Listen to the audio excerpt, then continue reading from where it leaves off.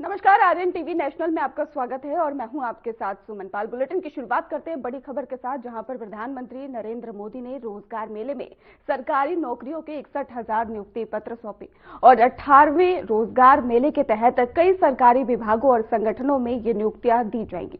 आपको बता दें कि इस मौके पर ही पीएम मोदी ने कहा कि आज के इस महत्वपूर्ण दिन देश के 61,000 से ज्यादा नौजवान जीवन की नई शुरुआत कर रहे हैं।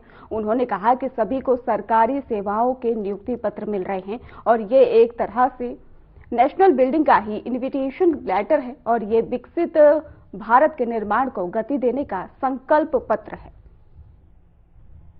तो पीएम मोदी ने सौगात दी है, 61,000 से ज्यादा युवाओं को सौगात दी गई है।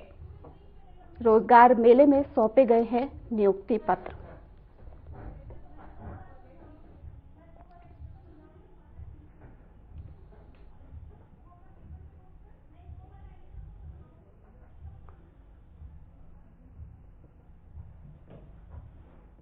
साल 2026 का आरंभ आपके जीवन में नई खुशियों का आरंभ कर रहा है। इसके साथ ही जब बसंत पंचमी कल ही गई है, तो आपके जीवन में भी ये नई वसंत का आरंभ हो रहा है। आपको ये समय संविधान के प्रति अपने दायित्वों से भी जोड़ रहा है। संयोग से इस समय देश में गणतंत्र का महापर्व चल रहा है। कल 23 जनवरी को हमने नेताजी सुभाष की जयंती पर पराक्रम दिवस मनाया और अब कल 25 जनवरी को राष्ट्रीय मतदाता दिवस है। फिर उसके बाद 26 जनवरी को गणतंत्र दिवस है। आज का दिन भी विशेष है। आज के ही दिन हमारे संविधान ने जन गण मन को राष्ट्रीय गान और वंदे मातरम को राष्ट्रीय गीत के रूप में अपनाया था। रक्षा मंत्री राजनाथ सिंह ने हाल ही में दिल्ली छावनी में आयोजित एनसीसी गणतंत्र दिवस शिविर 2026 में कैंडिडेट्स को संबोधित किया और अपने संबोधन में ही उन्होंने एनसीसी कैंडिडेट से आग्रह किया है कि वे प्रधानमंत्री नरेंद्र मोदी के विकसित भारत 2047 के सपने को ही साकार करने में योगदान दें और युवाओं की राष्ट्र निर्माण में भूमिका को महत्व दें। उन्होंने एनसीसी कैंडिडेट्स को राष्ट्र की ही संपत्ति बताते हुए उनकी नेतृत्व क्षमता, अनुशासन और महत्वाकांक्षा और देशभक्ति की भी सराहना की है।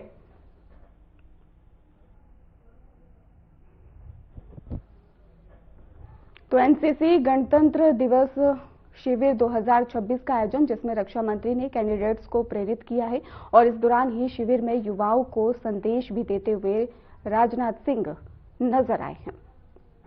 शिविर में ही युवाओं को संदेश दिया और उनका आत्मविश्वास रक्षा मंत्री बढ़ाते हुए नजर आए और इसके साथ ही कैंडिडेट्स को ही राष्ट्र की संपत्ति बताते हुए उनकी नेतृत्व क्षमता, अनुशासन, महत्वाकांक्षा और देशभक्ति की भी सराहना करते हुए राजनाथ सिंह नजर आए हैं।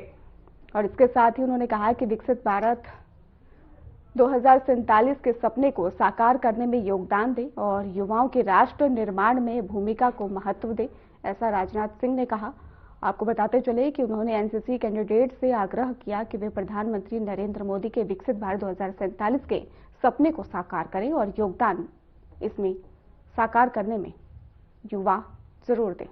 और इसके साथ ही युवाओं की राष्ट्र निर्माण में भी भूमिका को उन्होंने महत्व देने के लिए कहा।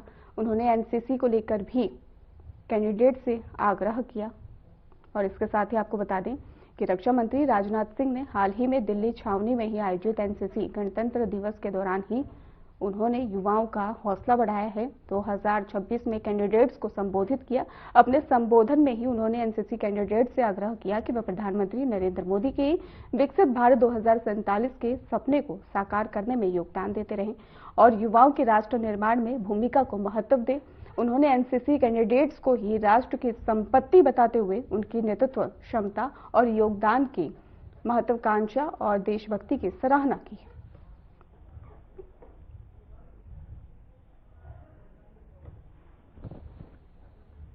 आपने देखा होगा कि जो घर के बड़े होते हैं उनके सामने बच्चे जाकर जो हंसते खेलते हैं, कुछ अच्छा करते हैं, तो स्वाभाविक रूप से जो गार्जियंस होते हैं उनको बहुत ही अच्छा लगता है। और सचमुच यही अनुभूति मुझे यहां हुई है और जब भी मैं आता हूं यही अनुभूति होती है। बच्चे जब अपना एग्जामिनेशन रिजल्ट लेकर या किसी भी कोई एक्टिविटी हो, कोई परफॉर्मेंस हो, कोई मेजर अचीवमेंट हो, जब अपने घर के बड़े लोगों को बतलाते हैं और उस समय जो घर के बड़े लोगों को खुशी होती है, वही खुशी मेरे साथियों मुझे भी हो रही है। और वही बाहर जब मैं आप सबके द्वारा लाए गए इनोवेटिव सब सारे जो आपके कंसेप्ट से, आइडियाज से, उसको देख रहा था, जब अलग अलग सेक्टर्स में आपकी अचीवमेंट्स को देख रहा था, जब आपकी कल्चरल परफॉर्मेंस को मैं यहां पर देख रहा था, मैं सच कहूं तो मैं स्वयं को भी गौरवान्वित महसूस कर रहा था। साथियों, जब भी मैं एनसीसी के अपने कैडेट से मिलता हूं तो उन कैडेट्स में मुझे सिर्फ कुछ एक व्यक्ति नहीं दिखाई देता, एक पर्सन नहीं दिखाई देता, बल्कि आप सभी के अंदर मुझे भारत का प्रतिबिंब दिखाई देता है। एक तो आप भारत के अलग अलग हिस्सों से राष्ट्र की सेवा करने की इच्छा लिए हुए एनसीसी में शामिल हुए हैं। एनसीसी का कैडेट मैं रहा हूं, मैं भी रहा हूं, और मैं जानता हूं कि सभी एनसीसी में पार्टिसिपेट करने के लिए इच्छुक नहीं होते हैं।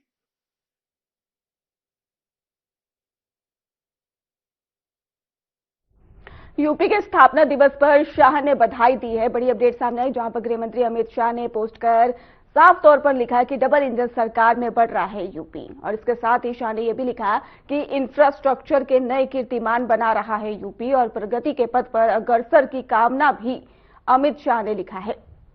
तो अमित शाह ने पोस्ट कर ही स्थापना दिवस पर अमित शाह ने बधाई दी है। इसके साथ ही आपको बता दें कि उत्तर प्रदेश स्थापना दिवस पर केंद्रीय गृह मंत्री अमित शाह ने प्रदेशवासियों को बधाई दी। उन्होंने कहा कि डबल इंजन सरकार में यूपी तेजी से विकास कर रहा है और राज्य में इंफ्रास्ट्रक्चर के नए कीर्तिमान भी बन रहे हैं। इसके साथ ही अमित शाह ने कहा कि सड़क, पुल, औद्योगिक और सामाजिक योजनाओं के जरिए प्रदेश लगातार प्रगति कर रहा है। उन्होंने भी ये बताया कि प्रधानमंत्री नरेंद्र मोदी के नेतृत्व में ही राज्य में मिलकर मजबूत समृद्ध कर रहे हैं और अमित शाह ने उज्जवल भविष्य की भी कामना की है। तो स्थापना दिवस पर ही अमित शाह ने बधाई दी है और गृह मंत्री अमित शाह ने पोस्ट कर लिखा है कि डबल इंजन की सरकार में यूपी बढ़ रहा है आगे।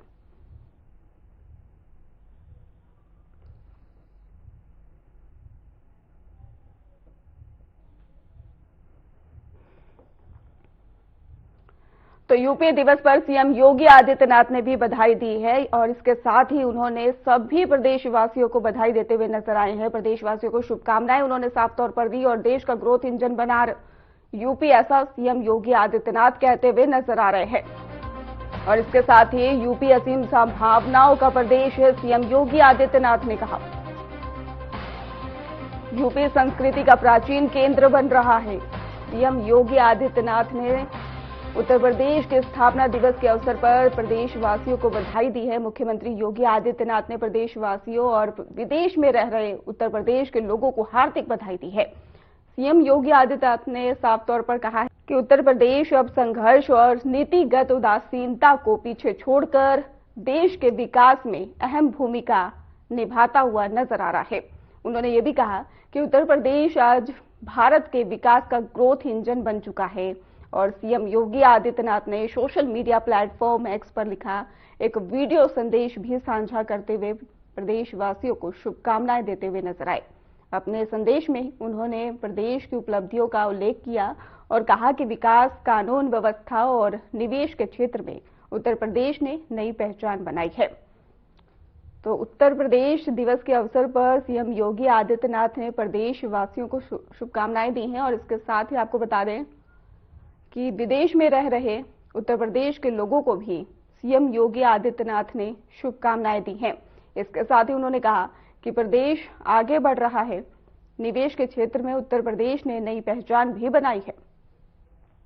इसके साथ ही विकास, कानून व्यवस्था पर भी बात करते हुए सीएम योगी आदित्यनाथ नजर आए और सोशल मीडिया प्लेटफॉर्म पर उन्होंने एक वीडियो साझा कर प्रदेशवासियों को शुभकामनाएं दी हैं। प्रदेश वासियों को ही शुभकामनाएं दी हैं और अपने संदेश में उन्होंने प्रदेश की उपलब्धियों का उल्लेख भी किया है।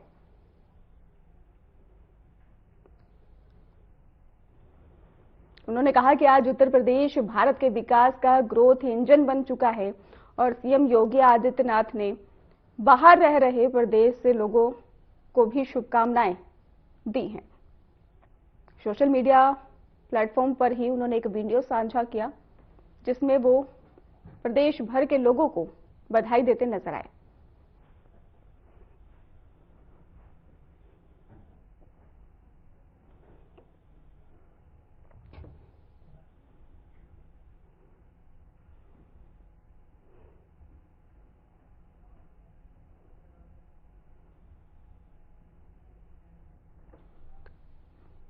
बागेश्वर धाम के पीठाधीश्वर आचार्य धीरेन्द्र शास्त्री ने शंकराचार्य, अभिमुक्तानंद सरस्वती और योगी सरकार के बीच चल रहे विवाद को लेकर बड़ा बयान दे दिया है।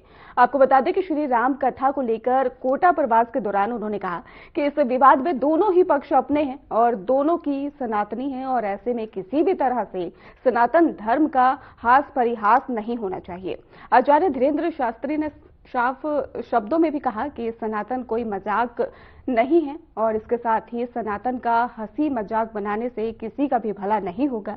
उन्होंने साफ तौर पर कहा कि मतभेद नहीं होना चाहिए इस मुद्दे को लेकर और उन्होंने अपनी प्रतिक्रिया में काफी कुछ कहा है। चलिए सुनते हैं उन्होंने और क्या कुछ कहा। इसके बारे में हमें पूर्ण रूप से जानकारी नहीं, हम प्रयागराज जा नहीं पाए, पर जो सोशल मीडिया या मीडिया पे देखा हम यही कहेंगे, सनातन का हास्य परिहास ना हो। दोनों पक्ष हमारे हैं, दोनों पक्ष अपने हैं, दोनों सनातनी ही हैं। दोनों आपस में बैठकर इसका समझौता कर लें, बीच का रास्ता चुनें। हमें लगता है सनातन का हंसी मजाक बनाने से कोई फायदा नहीं है। देश के कई हिस्सों में मौसम ने अचानक से करवट ले ली है। जहां पर एक और मैदानों में ही बारिश ने गर्मी से राहत दी है, तो वहीं पर पहाड़ों की बात करें तो पहाड़ी और बर्फबारी ने ठंड का ही प्रकोप बढ़ा दिया है। दिल्ली, चंडीगढ़, जयपुर से लेकर जम्मू कश्मीर के ऊंचाई वाले इलाकों तक मौसम का मिजाज पूरी तरह से बदला हुआ नजर आ रहा है। राष्ट्रीय राजधानी दिल्ली, जहां पर गुरुवार रात को ही 7 साल की सबसे गर्म जनवरी दर्ज की गई और वहीं पर आसमान से राहत की बूंदें भी बरसी। भारतीय मौसम विभाग ने दिल्ली, एनसीआर, पंजाब और हरियाणा के लिए गरज चमक की बारिश के ऑरेंज अलर्ट जारी किया था और जबकि दिल्ली के लिए येलो अलर्ट लागू किया गया। और आपको इस रिपोर्ट में दिखाएंगे कि मौसम में बदलाव के कारण क्या क्या फायदे और क्या क्या नुकसान देखने को मिल रहे हैं।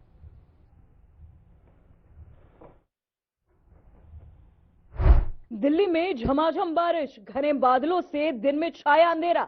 तस्वीर राजधानी दिल्ली की। सुबह से ही बादलों की आवाजाही बनी रही, हल्की बारिश दर्ज की गई जिससे तापमान में अचानक गिरावट महसूस की गई। मौसम विभाग के मुताबिक आज सुबह से दोपहर तक हल्की बारिश, गरज चमक और 30 से 40 किलोमीटर प्रति घंटे की रफ्तार से तेज हवाएं चलने की संभावनाएं जताई गई हैं। दिल्ली में जहां गुरुवार को अधिकतम तापमान 27.1 डिग्री सेल्सियस तक पहुंच गया था, वहीं आज अधिकतम तापमान करीब 19 डिग्री और न्यूनतम तापमान 12 डिग्री सेल्सियस रहने का अनुमान है। इस अचानक बदलाव से दिन के समय ठंड से इजाफा महसूस किया जा रहा है। हालांकि बारिश के बावजूद एयर क्वालिटी इंडेक्स में कोई बड़ा सुधार नहीं देखा गया। पंजाब और हरियाणा के लिए गरज चमक और बारिश का ऑरेंज अलर्ट जारी। अब रुख करते हैं चंडीगढ़ का, जहां कई इलाकों में भारी बारिश दर्ज की गई। तेज बारिश के चलते निचले इलाकों में जलभराव की स्थिति बन गई, जिससे आम जनजीवन प्रभावित हुआ। सड़कों पर पानी भरने से यातायात धीमा हो गया और लोगों को आवाजाही में परेशानियों का सामना करना पड़ा। मौसम विभाग ने पंजाब और हरियाणा के कई जिलों के लिए गरज चमक के साथ बारिश का ऑरेंज अलर्ट जारी किया है। प्रशासन को सतर्क रहने और जरूरी एहतियात बरतने के निर्देश दिए गए हैं। पंजाब, हरियाणा से राजस्थान तक बारिश की मार। राजस्थान की राजधानी जयपुर में भी मौसम ने करवट ली है। शहर के कई इलाकों में हल्की से मध्य बारिश दर्ज की गई। लंबे समय से पड़ रही गर्मी के बाद बारिश ने लोगों को थोड़ी सी राहत जरूर दी है। हालांकि मौसम विभाग का कहना है कि अचानक बदले मौसम के कारण ठंड और सर्दी, जुकाम जैसी समस्याएं बढ़ सकती हैं। पहाड़ों पर बर्फबारी का जादू और खतरा। अब चलिए जम्मू की ओर, जहां भारी बारिश ने सामान्य जीवन को प्रभावित किया। तेज बारिश के चलते कई सड़कों पर पानी भर गया, जिससे यातायात व्यवस्था बाधित हुई। दफ्तर जाने वाले लोगों को काफी दिक्कतों का सामना करना पड़ा। प्रशासन की टीमें स्थिति पर नजर बनाए हुए और जल भराव वाले इलाकों में निगरानी बढ़ा दी गई है। जम्मू कश्मीर के कई इलाकों में एक बार फिर मौसम ने करवट ली है। ऊंचाई वाले इलाकों में ताजा बर्फबारी का दौर शुरू हो गया है। तस्वीरें हैं रिहायशी जिले के वैष्णो देवी भवन की, जहां ताजा बर्फबारी के बाद पूरा इलाका बर्फ की सफेद चादर से ढक गया। श्रद्धालुओं के लिए ठंड बढ़ गई है, हालांकि दर्शन फिलहाल सुचारू है। जम्मू में बारिश बनी आफत। अनंतनाग जिले में एक बार फिर बर्फबारी शुरू हो गई है। बर्फ गिरने के बाद चारों ओर बर्फ जमी दिखाई दे रही है। डोडा जिले के भलेसा और बदरवाह इलाके में घाटी में बर्फबारी दर्ज की गई, जिससे ठंड में तेज इजाफा हुआ। बड़गाम जिले में भी दोबारा बर्फबारी शुरू होने से सामान्य जनजीवन प्रभावित हुआ है। रामबन जिले के बटोत सहित ऊपरी इलाकों में ताजा बर्फबारी दर्ज की गई है। लगातार हो रही बर्फबारी के कारण तापमान में तेजी से गिरावट देखी जा रही है। मौसम विभाग ने जारी किया हाई अलर्ट। मौसम विभाग ने आगामी 24 घंटों के दौरान कई राज्यों में बारिश और बर्फबारी की संभावनाएं जताई हैं। लोगों को अनावश्यक यात्रा से बचने और सावधानी बरतने की सलाह भी दी गई। प्रशासन लगातार स्थिति पर नजर बनाए हुए है। कुल मिलाकर देश के अलग अलग हिस्सों में मौसम का ये बदला हुआ रूप जहां कहीं राहत लेकर आया है तो कहीं मुसीबतें भी बढ़ा रहा है। मौसम विभाग की चेतावनी को देखते हुए सतर्क रहना बेहद जरूरी है। मौसम का अलर्ट और कृषि प्रभाव। मौसम के इस बदलाव का असर कृषि पर भी पड़ सकता है। जहां बारिश कुछ फसलों के लिए फायदेमंद है, वहीं ज्यादा नमी सब्जियों और सरसों जैसी फसलों को नुकसान पहुंचा सकती है। किसानों को मौसम अपडेट पर नजर रखने और जरूरी कदम उठाने की सलाह दी गई है। आसमान से राहत या आफत, कहीं बारिश कहीं बर्फबारी। ठंड का ये सिलसिला यही नहीं थमेगा। जनवरी के अंतिम सप्ताह में भी राहत मिलने के आसार कम है। 22 से 28 जनवरी के बीच हिमालयी क्षेत्रों में सामान्य से अधिक बर्फबारी होने की संभावना है। मैदानों में कई हिस्सों में महीने के आखिर तक बारिश का दौर जारी रह सकता है, जिससे नमी और ठिठुरन बनी रहेगी। तो कुल मिलाकर देश के मौसम की तस्वीर इस वक्त काफी तेजी से बदलती हुई नजर आ रही है।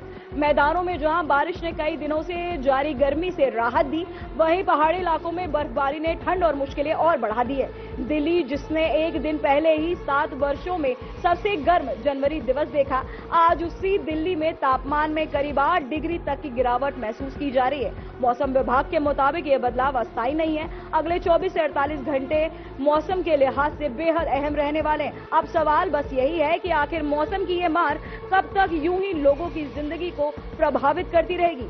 आज देश के अलग अलग हिस्सों से जो तस्वीरें सामने आई, वो साफ बताती हैं कि मौसम अब सिर्फ बदल नहीं रहा, बल्कि अचानक असर दिखा रहा है। क्योंकि मौसम की ये मार अब थमेगी, ये तो वक्त बताएगा, लेकिन सतर्कता ही इस बदलते मिजाज से सबसे बड़ा बचाव है। Bureau report, RNTV national. देश भर के मौसम ने करवट ली है और वेस्टर्न डिस्टर्बेंस के चलते ही कई राज्यों के तापमान में गिरावट और बारिश पहाड़ी इलाकों में ही बर्फबारी देखने को भी मिली और जम्मू कश्मीर में इसके साथ ही बर्फबारी के बाद नजारा देखने लायक हो गया। आपको बता दें कि राज्य के कई शहरों में और इलाकों में ही बर्फबारी जारी है और इनमें से राजौरी का ही थन्ना मंडी, पीर पंजाल और पुलवामा, कुपवाड़ा और इसके साथ ही भद्रवाह घाटी का नाम शामिल बताया जा रहा है। मुगल रोड पर भारी बर्फबारी हुई है, जिससे बताया जा रहा है कि सड़क पर आम ट्रैफिक के लिए ही यहां पर बंद भी कर दिया गया है। वहीं पर दूसरी ओर बात करें तो घूमने वाले लोगों के लिए अब चेहरे पर जो खुशी है वो साफ तौर पर देखने को मिल रही है। बर्फबारी के चलते ही पर्यटक काफी ज्यादा खुश नजर आ रहे हैं और देश भर में मौसम का मिजाज लगातार बदला हुआ नजर आ रहा है। बर्फ की चादर से ढके जम्मू कश्मीर और जम्मू हिमाचल में लोगों में काफी ज्यादा उत्साह देखने को मिल रहा है।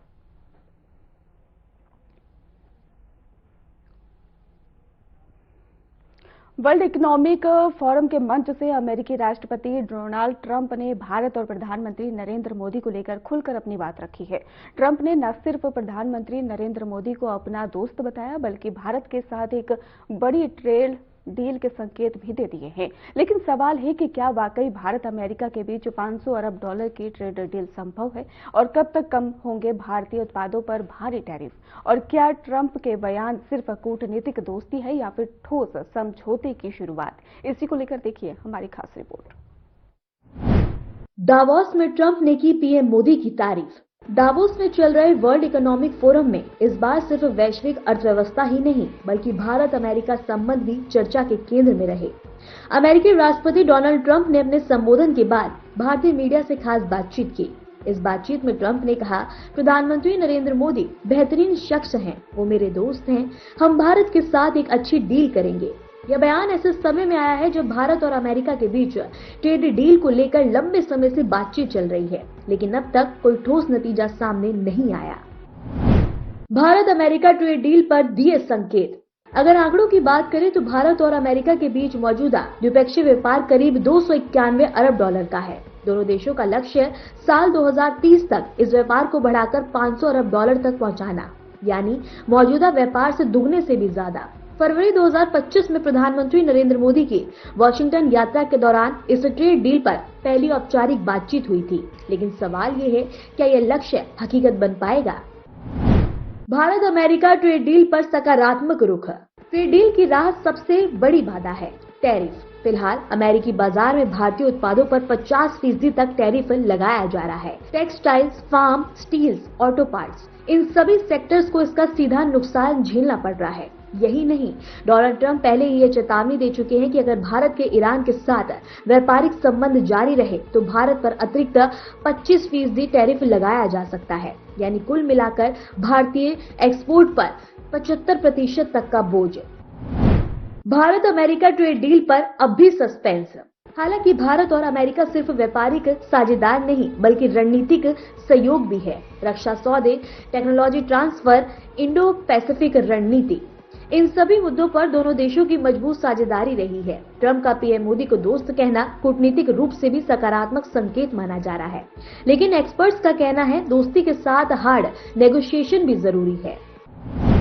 टैरिफ का क्या होगा? अगर टैरिफ कम होते हैं तो भारत को फायदा होगा, निर्यात बढ़ेगा, रोजगार के अवसर बढ़ेंगे, मेक इन इंडिया को मजबूती मिलेगी। वहीं अमेरिका को फायदा, सस्ता मैन्युफैक्चरिंग बेस, बड़ा उपभोक्ता बाजार, चीन पर निर्भरता कम। लेकिन समस्या ये है कि ट्रंप की ट्रेड पॉलिसी अमेरिका फर्स्ट पर आधारित है। ऐसे में भारत को हर डील में कड़ा मोलभाव करना होगा। डोनाल्ड ट्रंप ने ये साफ नहीं किया कि यह ट्रेड डील कब तक अंतिम रूप लेगी, लेकिन उन्होंने यह जरूर कहा कि बातचीत चल रही है और सही वक्त पर अच्छी डील होगी। सूत्रों के मुताबिक अगले 6 से 12 महीने कई राउंड की बातचीत, सेक्टर वाइज एग्रीमेंट, इसके बाद ही किसी बड़े ऐलान की संभावना है। स्विट्जरलैंड के दावोस में जब दुनिया के सबसे ताकतवर नेता और ग्लोबल कोऑपरेटिव दिग्गज एक ही मंच पर इकट्ठा होते हैं तो यहाँ दिया गया हर बयान सिर्फ शब्द नहीं होता, बल्कि ग्लोबल इकोनॉमिक फोरम का ये मंच सिर्फ आर्थिक मुद्दों तक सीमित नहीं रहता, बल्कि भू राजनीति, व्यापार युद्ध और रणनीतिक साझेदारियों का भी पावर सेंटर बन जाता है। इसी मंच से अमेरिकी राष्ट्रपति डोनाल्ड ट्रंप ने भारत को लेकर ऐसा बयान दिया जिसने साउथ एशिया से लेकर वॉशिंगटन तक नई हलचल पैदा कर दी। डोनाल्ड ट्रंप और नरेंद्र मोदी दो अलग अलग लोकतंत्रों के नेता, लेकिन एक जैसी मजबूत राजनीतिक पहचान। ट्रंप का ये कहना कि पीएम मोदी मेरे दोस्त हैं कोई साधारण बयान नहीं है। यह बयान उस दौर में आया है जब वैश्विक राजनीतिक ध्रुवीकरण के दौर से गुजर रही है। भारत जो खुद को एक उभरती महाशक्ति के रूप में स्थापित कर रहा है और अमेरिका जो अपनी वैश्विक लीडरशिप बनाए रखना चाहता है। इन दोनों के बीच व्यक्तिगत केमिस्ट्री नीतियों पर असर डालती है। ट्रंप पहले भी मोदी और नमस्ते ट्रंप जैसे मेगा इवेंट्स के जरिए इस रिश्ते को पब्लिक प्लेटफॉर्म पर दिखा चुके हैं। भारत अमेरिका व्यापार पर एक और बड़ी चुनौती है ईरान फैक्टर। डोनाल्ड ट्रंप साफ कह चुके हैं कि जो देश ईरान के साथ व्यापार करेगा उसे अमेरिकी प्रतिबंधों का सामना करना पड़ेगा। भारत के लिए स्थिति काफी जटिल है। एक तरफ ऊर्जा सुरक्षा तो दूसरी तरफ अमेरिका के साथ रणनीतिक रिश्ते। अगर 25% का अतिरिक्त टैरिफ लागू होता है तो उसका सीधा असर भारत के तेल आयात और रिजर्व और महंगाई पर पड़ेगा। यानी ट्रेड डील सिर्फ आर्थिक नहीं बल्कि राजनीतिक संतुलन को भी परीक्षा पैदा कर सकती है। तो साफ है कि दावोस से आई ट्रंप की बातें भारत अमेरिका रिश्तों में एक नया संकेत जरूर देती है, लेकिन असली परीक्षा होगी टैरिफ की कटौती और ठोस समझौते की। क्या दोस्ती आर्थिक साझेदारी में बदलेगी या फिर यह बयान सिर्फ कूटनीतिक बयानबाजी बनकर रह जाएगा? इन सभी सवालों के जवाब आने वाले महीनों में मिलेंगे। लेकिन सवाल उठता है, अगर दोनों देशों को फायदा तो डील में देरी क्यों? असल वजह कृषि बाजार की सुरक्षा, डिजिटल टैक्स, वीजा नियम और डेटा लोकेनाइजेशन जैसे मुद्दे। अमेरिका चाहता है कि भारत अपने कृषि बाजार खोले, जबकि भारत अपने किसानों की सुरक्षा को लेकर काफी सतर्क है। यही कारण है कि हर दौर की बातचीत किसी न किसी बिंदु पर अटक जाती है। आने वाले महीने में भारत अमेरिका रिश्तों के लिए बेहद अहम होने वाले हैं। ट्रंप के बयान ने सकारात्मक माहौल जरूर बनाया, लेकिन असली कटौती होगी लिखित समझौता। अगर ये ट्रेड डील होती है तो यहाँ 21वीं सदी की सबसे बड़ी द्विपक्षीय आर्थिक साझेदारी साबित हो सकती है। लेकिन अगर बात फिर अटकी तो नुकसान दोनों देशों को उठाना पड़ेगा। Bureau report, RNTV national. फिलहाल खास बुलेटिन में बस इतना ही। आप देखते रहिए RNTV नेशनल।